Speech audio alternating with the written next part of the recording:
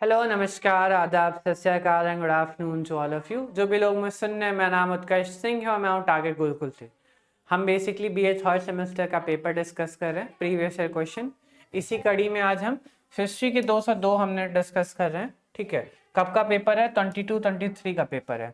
तो ऐसे ही हम प्रीवियस ईयर क्वेश्चन कराते रहेंगे जब तक एग्जाम्स नहीं आ रहे हैं। ठीक है, हमने 201 भी कराया है, वो भी चैनल पे वीडियो पड़ी है, आप जाके उसको भी देख सकते हैं। ठीक है, चलिए, क्या है ये? हिस्ट्री ऑफ मॉडर्न इंडिया है 1857 से 1950 तक। ठीक है, बीए थर्ड सेमेस्टर मैंने पहले बता दिया आपको।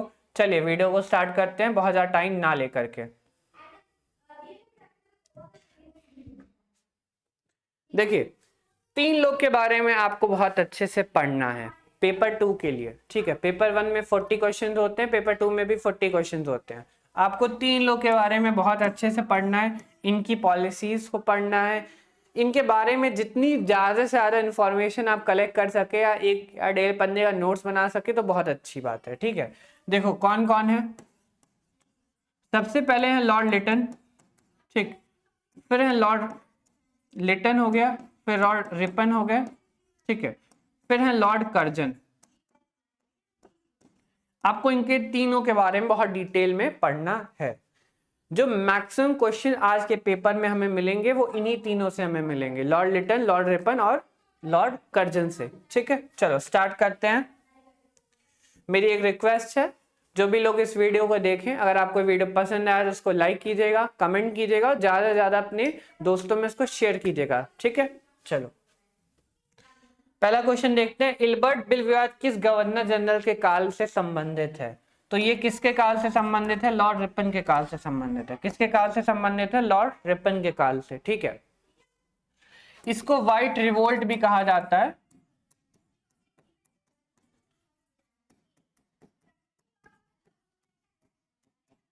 ठीक है, ईयर अगर मैं लिखूं तो 1882 और 1883 में हुआ था ये। ठीक है, बाद में जाके इसी विवाद की वजह से इन्होंने इस्तीफा दे दिया था। ठीक है, लॉर्ड रिपन ने बाद में जाके। लॉर्ड रिपन को father of local self government भी कहा जाता है।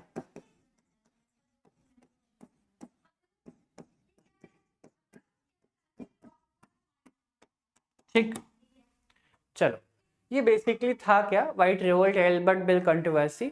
इसमें पहले क्या था कि इंडियन जो जज होते हैं वो किसी भी इंग्लिश का केस देख सकते थे, लेकिन जब इल्बर्ट बिल आ गया तो इल्बर्ट बिल में ये चीज़ की गई कि इंडियंस जो है वो अंग्रेजों का केस तभी देख सकते हैं जब उनके बगल में एक इंडियन अंग्रेज जज बैठा रहे। ठीक है, तो इसी को कहा जाता है इल्बर्ट बिल विवाद। ठीक है, मैं इंग्लिश में बता देता हूँ। It was related to removal और disqualification impose Indian magistrates on the behalf of European magistrates. ठीक है, तो वही चीज मैंने बताया। ठीक, समझ गए आप क्या होता है? कोई दिक्कत तो नहीं? एक बार और बता दूं क्या?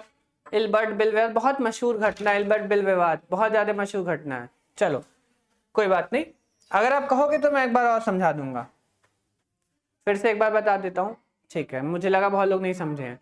देखो, एक एक इंडियन जज होता है, तो एक इंडियन जज एक यूरोपियन का केस देख सकता है, एक यूरोपियन मुजरिम का केस देख सकता था।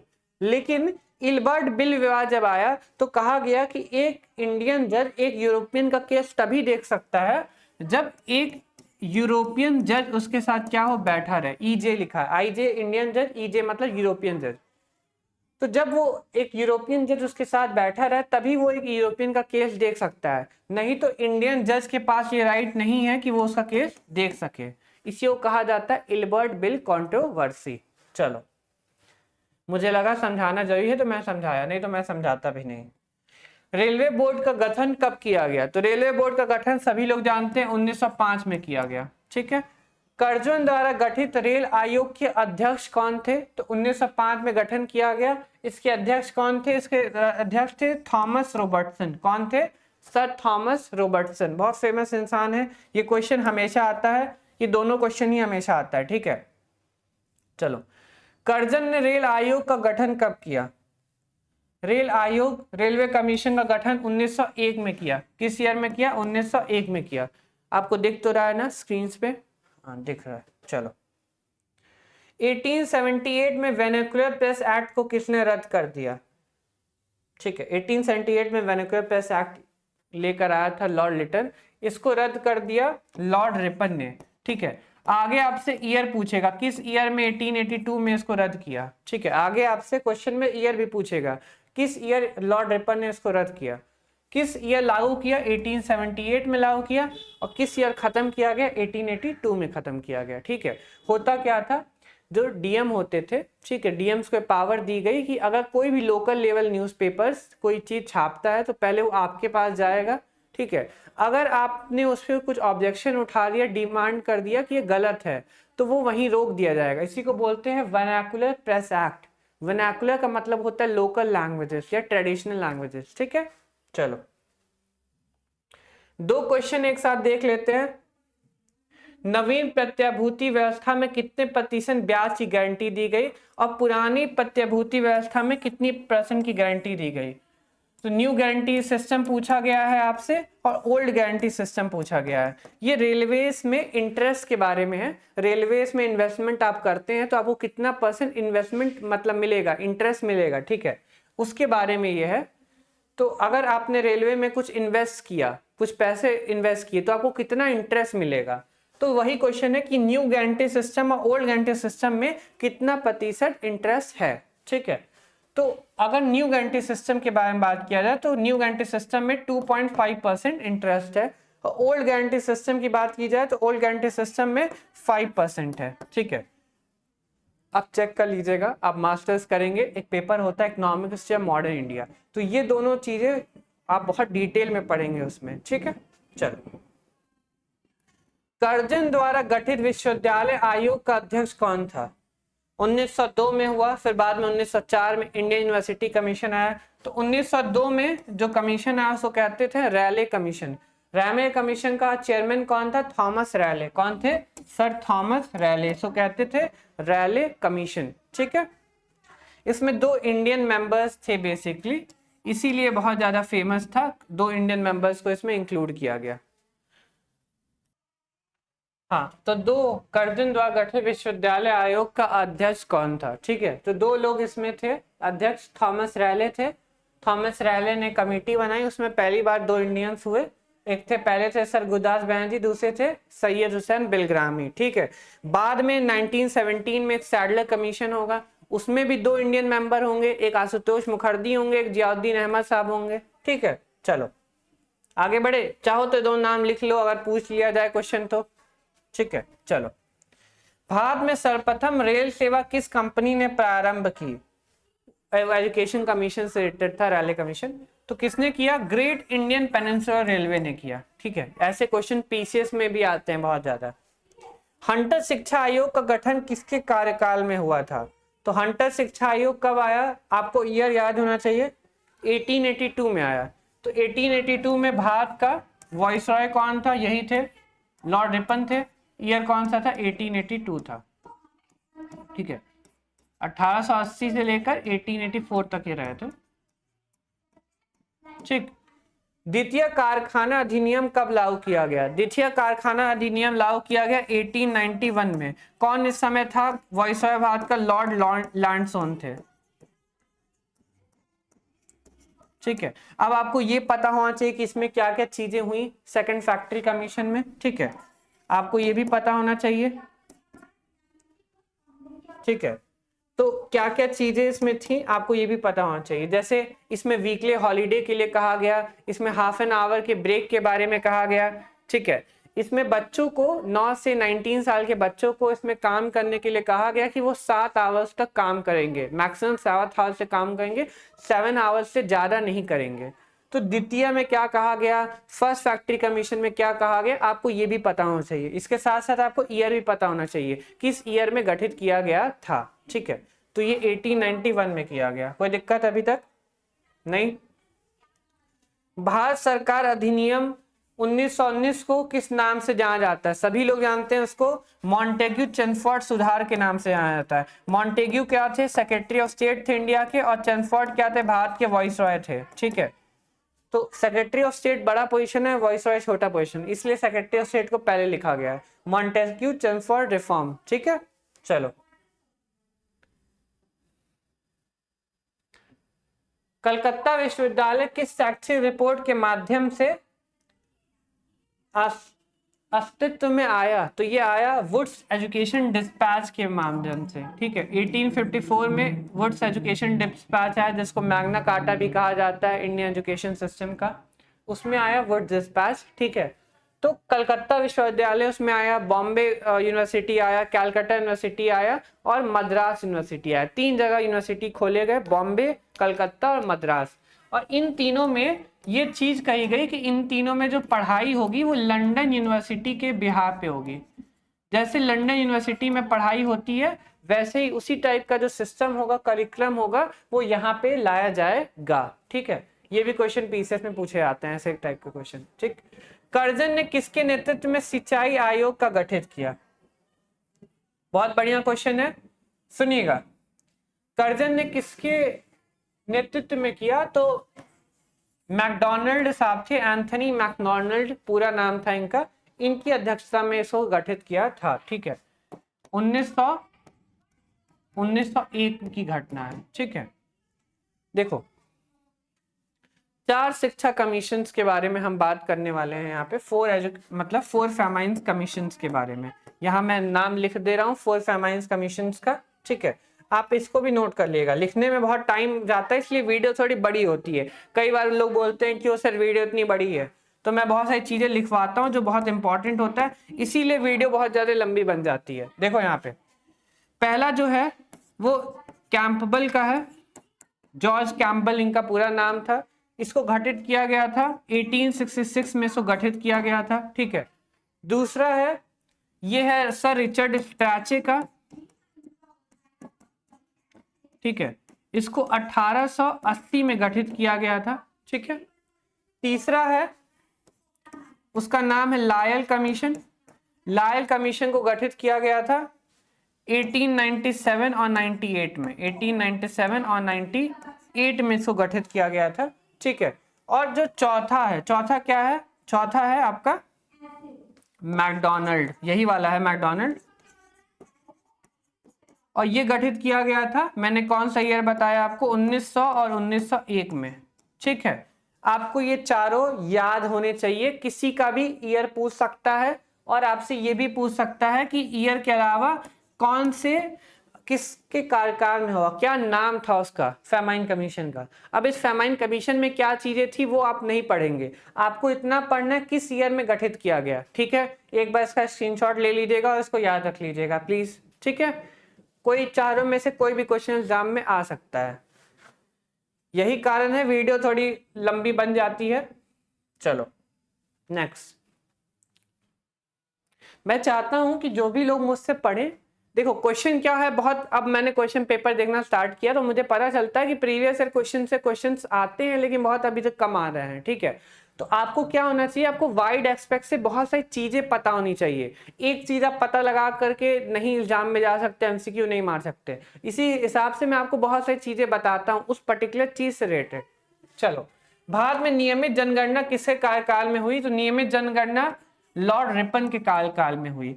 अगर आपसे पूछा जाए पहली जनगणना किसके काल में हुई, तो किसके काल में हुई बच्चों? लॉर्ड मेयो के काल में हुई। किसके काल में हुई? लॉर्ड मेयो काल में। किस ईयर में हुआ था? 1871 में हुआ था, ठीक है। लॉर्ड रिपन के काल में 1881 में जनगणना हुआ। 1881 से हर 10 साल बाद जनगणना स्टार्ट कर दिया गया। तो ये प्रथम नहीं पूछा गया, ये नियमित जनगणना पूछा गया है। अगर यहाँ पे क्वेश्चन ये होता कि पहला जनगणना कौन सा है, फर्स्ट पॉपुलेशन सेंसस कौन है, तो क्या होता? लॉर्ड मेयो होता, ठीक। चलो, साहित्य जगत में किस वॉइसरॉय को ओवन मेडिथ के नाम से जाना जाता है? बहुत प्यारा क्वेश्चन। ओवन मेडिथ इनका पेन नेम था, ठीक है। यहाँ पे देखो, ओवन मेडिथ इनका क्या था? पेन नेम था। किसको जाना जाता है? लॉर्ड रिटन को जाना जाता है। किसको जाना जाता है? लॉर्ड लिटन को। लॉर्ड रिटन ने 2 किताबें लिखी हैं, उन किताबों का नाम आपको याद होना चाहिए। No movements and life in the valley of India,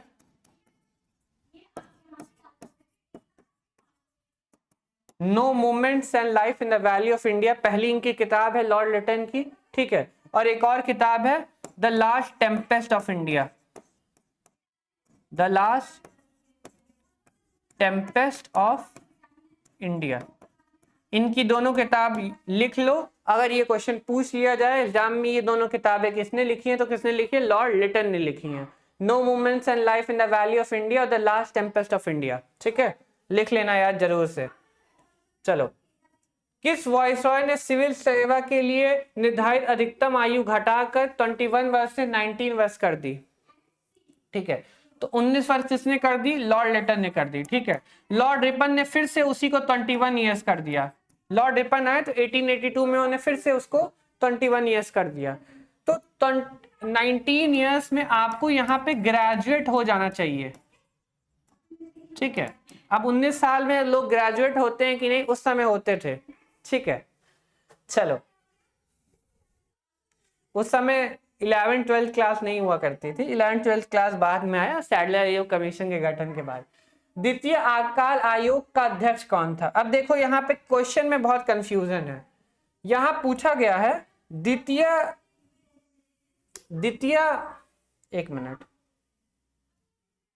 अकाल आयोग का अध्यक्ष कौन है? ठीक है, तो अगर हम ऐसे देखें तो इसका आंसर होना चाहिए स्ट्रैचे कमीशन, लेकिन इसका आंसर स्ट्रैचे कमीशन नहीं है। अगर हम यहाँ पे लायल मारेंगे, जेम्स लायल कमीशन मारेंगे, तो भारत में द्वितीय अकाल आयोग यहाँ के इसके अकॉर्डिंग क्या होगा आंसर?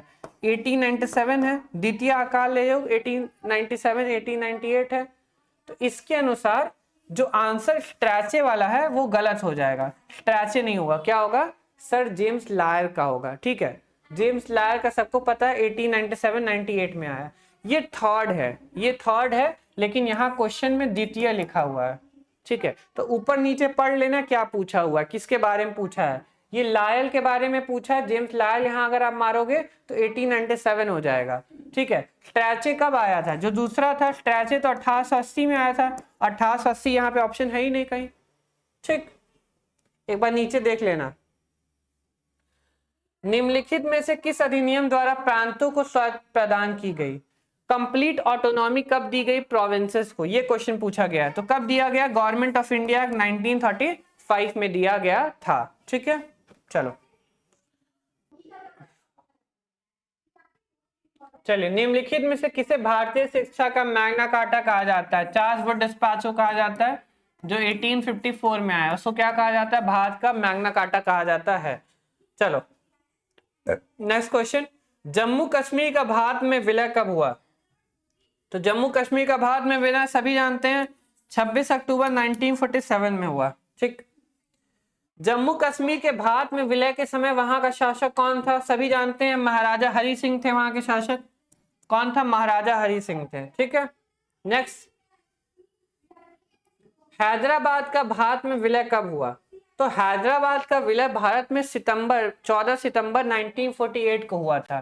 लेकिन यहाँ पे 1948 तो है, लेकिन 1948 यहाँ पे कहीं नहीं है, तो नवंबर 1948 है, तो हम नवंबर 1948 सही मानेंगे। ठीक है, चलो,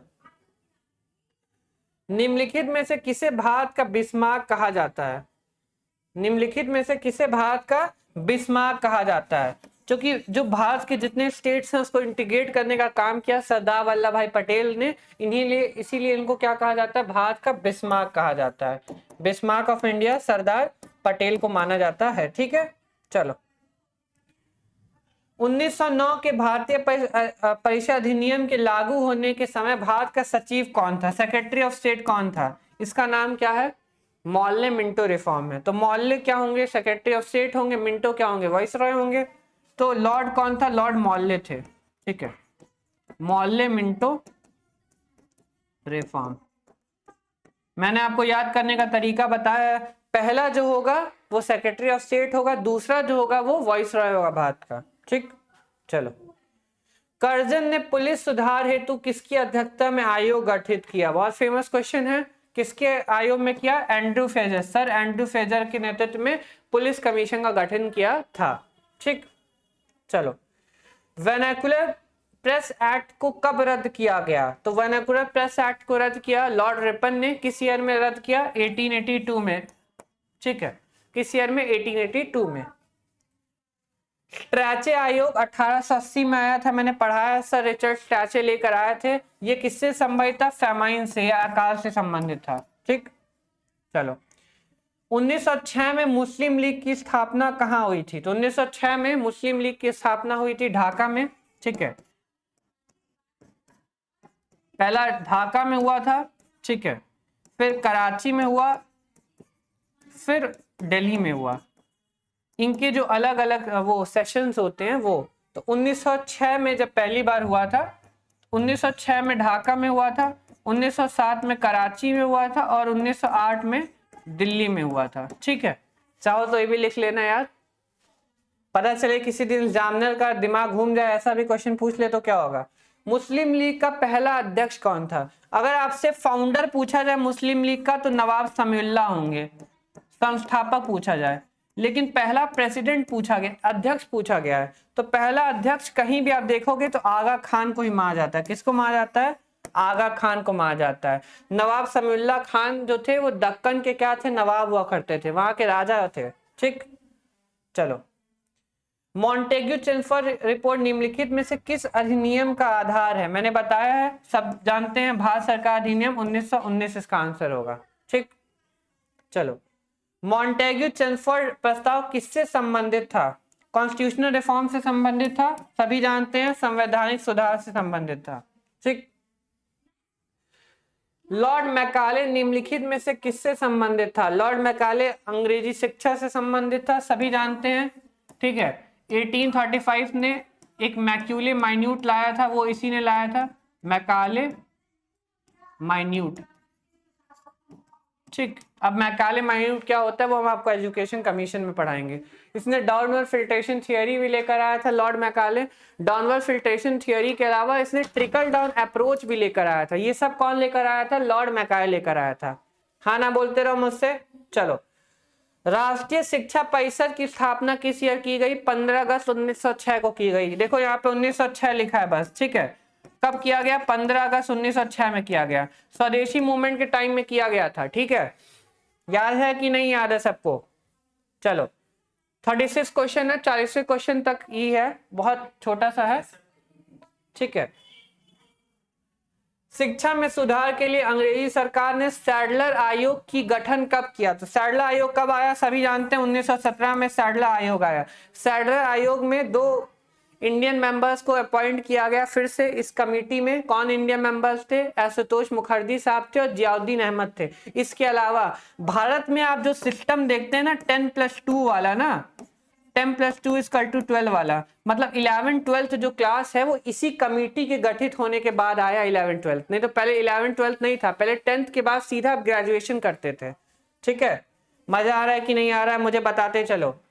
भारत में अंग्रेजी शिक्षा किसके कार्यकाल में प्रारंभ हुई? तो लॉर्ड मैकाले के कार्यकाल में, मतलब सॉरी, लॉर्ड मैकाले लेकर आए। लॉर्ड मैकाले किस काल में थे? 1835 में थे। 1835 में कौन था गवर्नर जनरल इंडिया का? लॉर्ड विलियम बेंटिक थे, तो लॉर्ड विलियम बेंटिक आंसर होगा। ठीक है, चलो मॉर्ले मिंटो विधेयक किस वर्ष पारित हुआ? सभी जानते हैं 1909 में आया मॉर्ले मिंटो रिफॉर्म। चलो आगे बढ़े, लास्ट के 2 क्वेश्चन हैं। मैं लास्ट में वही बोलूंगा, ज्यादा से ज्यादा लाइक कीजिएगा इस वीडियो को, शेयर कीजिएगा, ठीक है, और कमेंट भी कीजिएगा अगर आपको मेरी वीडियो पसंद आ रही है तो। चलिए, निम्नलिखित में से कौन भारतीय परिषद अधिनियम 1909 की एक प्रमुख विशेषता है? कॉमनल रिप्रेजेंटेशन, सांप्रदायिक प्रतिनिधित्व। आप जानते हैं मुस्लिम्स को स्पेशल इलेक्टोरेट दिया गया था। ठीक है, उसी को कहा जाता है, स्पेशल इलेक्टोरेट्स को ही कहा जाता है 1909 का अधिनियम। ठीक है, चलो बंगाल विभाजन के समय पश्चात कौन सा आंदोलन प्रारंभ हुआ? तो पार्टीशन ऑफ बंगाल 1905 में हुआ, सबको याद है। 15 अक्टूबर 1905 को पार्टीशन कर दिया गया था बंगाल को, वेस्ट बंगाल ईस्ट बंगाल में। उसके बाद मूवमेंट हुआ, क्या नाम था उसका? स्वदेशी आंदोलन। क्या नाम था? स्वदेशी आंदोलन। स्वदेशी का मतलब क्या कि जो बाहर के जो वस्त्र है, फॉरेन क्लोथ्स है, उनको जलाना, और जो इंडियन क्लोथ्स हैं, जो इंडियन आइटम्स हैं, जो सामान है, उनको क्या करना? ग्रहण करना अपनी जिंदगी में। इसको क्या कहते हैं? स्वदेशी आंदोलन कहते हैं। ठीक है, आई होप आपको आज का वीडियो पसंद आया होगा। जो भी लोग मेरे देख और सुन रहे हैं, थैंक यू सो मच।